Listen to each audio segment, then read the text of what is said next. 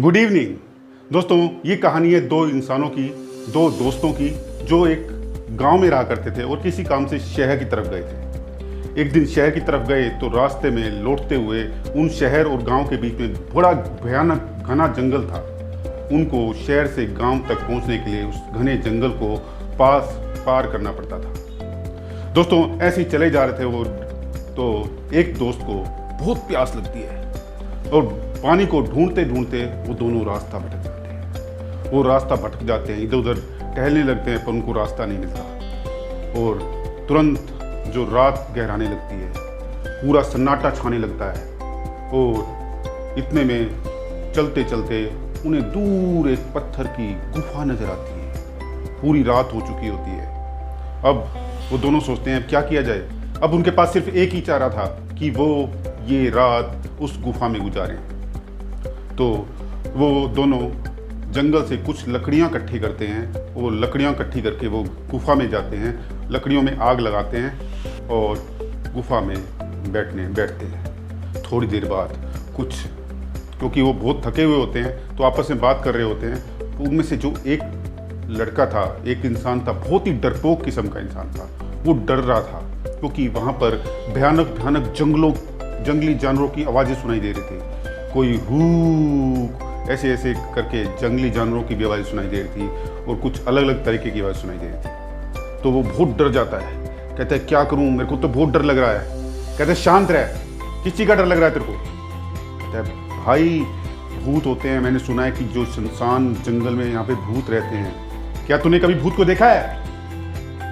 मैंने नहीं देखा, पर मेरे दोस्तों ने देखा है, तेरे दोस्तों ने देखा है। अपनी मन गढ़ंत कहानियां बनाना बंद कर, कोई भूत वूत नहीं होते, आराम से जाके सो जा।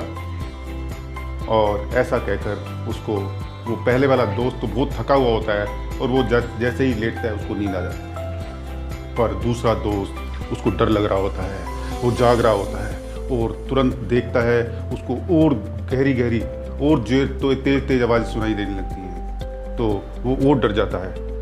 तो पर वो कैसे न कैसे, क्योंकि वो भी थका हुआ होता है, तो उसको भी कैसे न कैसे नींद आ ही जाती है। अब क्योंकि उसके मन में डर होता है तो उसको एक भयानक सपना आता है। सपने में एक परछाई होती है, उसके पास जा रही होती है। इतने लंबे लंबे हाथ हो रहे होते हैं, उसके पास बढ़ती जा रही होती है। वो देख के और डर रहा होता है और डर जाता है। ऐसे ही जैसे वो परछाई जैसे ही उसके गले तक उसके हाथ पहुंचते हैं, वो चिल्लाते उठता है और तुरंत उसकी नींद खुल जाती है। और तो दूसरा दोस्त होता है वो भी जाग जाता है। कहता है क्या हो गया तेरे को? वो अपनी जो वाकया बताता है, उस भयानक सपने के बारे में बताता है। तो ऐसा सुन के, उसकी बात सुन के वो बोलता है चल ऐसा कर, मैं तेरे को एक बात बताता हूँ। जब भी तेरे को अभी वो सपना आए तो उसको क्या बोलना है तुझे? मैं तेरे से नहीं डरता, आना है तो सामने आ। बस ये लफ्ज दो याद रखियो, और जब भी तेरे को डर लगे ये तेरे को बोलना है, तो तेरे को डर नहीं लगेगा। कहते ही वो पहला इंसान फिर से सो जाता है और दूसरे इंसान को भी, जो डरा हुआ होता है, उसको भी किसी तरीके से नींद आ जाती है। अब फिर वही भयानक सपना उसको फिर से आता है। वही परछाई, डरावनी परछाई उसके पास आती है। तो तुरंत वो हिम्मत जुटाता है अंदर से और कहता है कौन है तू? मैं तेरे से नहीं डरता, अगर तेरे में दम है तो सामने आ। और ऐसा कहकर फिर चिल्लाता है। फिर वो परछाई आ रही होती है सामने। कहता है मैं तेरे से नहीं डरता, हिम्मत है तो सामने आ। मैं तेरे से नहीं डरता, हिम्मत है तो सामने आ। ऐसा कहकर वो एहसास होता है उसको कि उसकी जो परछाई होती है वो दूर चली जा रही है, दूर जाती जा रही है और छोटी होती जा रही है। और जैसे ही और चिल्लाता है कि मैं तेरे से नहीं डरता, हिम्मत है तो सामने आ। ऐसे कहते कहते कहते कहते वो परछाई गायब हो जाती है। ऐसे में सुबह भी हो जाती है।